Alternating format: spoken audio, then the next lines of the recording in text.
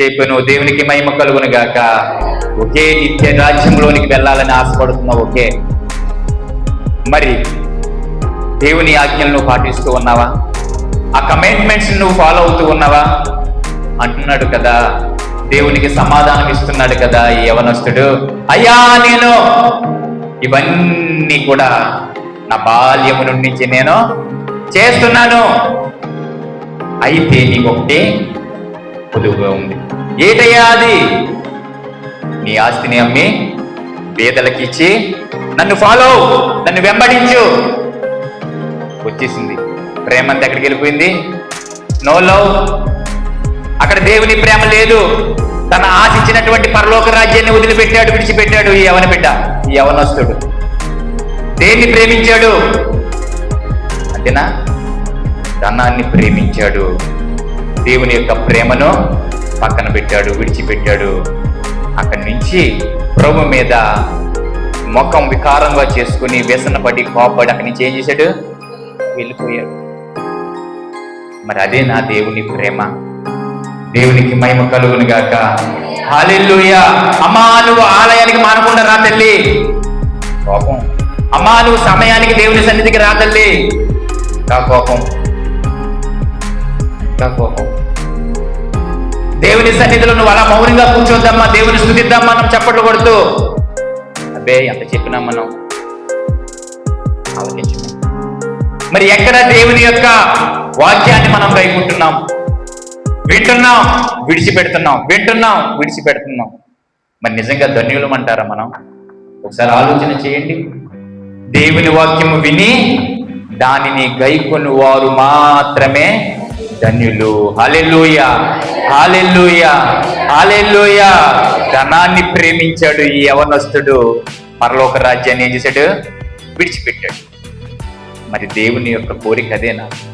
ప్రభు మన దగ్గర నుంచి కోరుకునేది అదేనా? దేవునికి మహిమ కలుగును గాక. హల్లెలూయా. మరి నిత్య రాజ్యాన్ని ఎవరు పొందుకుంటారయ్యా? అసలు ప్రేమ అంటే ఏంటయ్యా? ఆ ప్రేమ ఎవరి మీద చూపించాలయ్యా అని ఒక సందేహం మీ అందరికీ ఉండొచ్చు. దేవునికి మహిమ కలుగును గాక. హల్లెలూయా.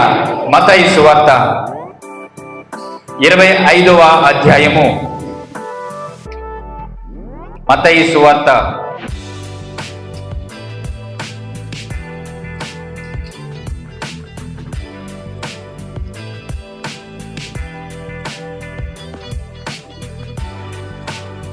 25వ అధ్యాయము 33 నుంచి 46 వచనాల వరకు ఒకసారి చదువుకుందాం. అమ్మా, తన కుడి వైపున గొర్రెలను, ఎడమ వైపున మేకలను నిలవబెట్టెను. అప్పుడు రాజు తన కుడి వైపున ఉన్న వారిని చూచి, నా తండ్రి చేత ఆశీర్వదింపబడిన వారులారా, రండి, లోకము పుట్టినది మొదలుకొని మీ కొరకు సిద్ధపరచబడిన రాజ్యమును స్వతంత్రించుకొనిడి. నేను ఆకలి గుంటిని, మీరు నాకు భోజనం పెట్టితిరి. దప్పికుంటిని, నాకు దాహం ఇచ్చితిరి. పరదేశినయుంటిని, నన్ను చేర్చుకుంటిరి.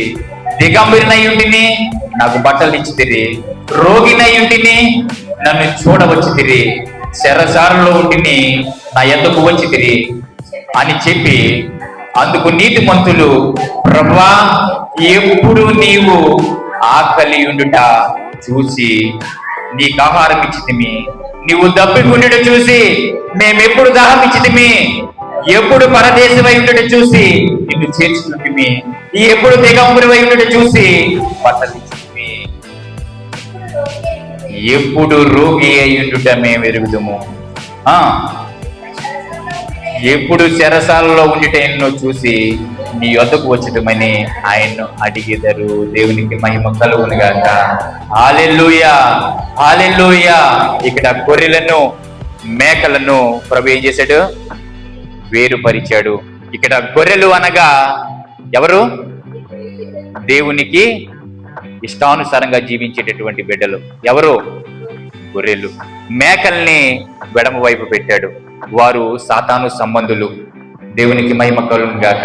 ప్రభు యొక్క ఎడమ పక్క, కుడి పక్కన ఉన్నటువంటి ఈ గొర్రెలను అంటూ ఉన్నాడు కదా, రండి మీరందరూ నాతోటి రండి. ఎందుకంటే నేను ఆకలిగా ఉన్నప్పుడు నాకు ఆహారం ఇచ్చారు, నాకు వస్త్రం లేనప్పుడు మీరు నాకు వస్త్రమునిచ్చారు, నేను రోగువై ఉన్నప్పుడు నాకు ప్రభా నువ్వు ఎప్పుడు రోగువై ఉన్నావో మేము ఎరగలేదు, నువ్వు ఎప్పుడు వస్త్రం లేకుండా ఉన్నావో మాకు తెలియదు నాయన, నువ్వు ఎప్పుడు ఆకలిగా ఉన్నావో మేము పిచ్చమయ్యా మాకు తెలియదు. ఇక్కడ ఉంది అసలు విషయం. దేవునికి మహిమ కలుగును గాక. అదేరా నిజమైన ప్రేమ. నువ్వు చేస్తావు కదా నిన్ను వాళ్ళని నీ పొరుగు వారిని ప్రేమించు. ఎక్కడైతే ఆహారానికి లేకుండా లేని స్థితిలో ఉన్నారో, కష్టకాలంలో ఎవరైతే ఉన్నారో, వస్త్రము కూడా లేని పరిస్థితుల్లో ఎవరైతే ఉన్నారో వారికి సహాయం చేసావు కదా, వారికి చేస్తే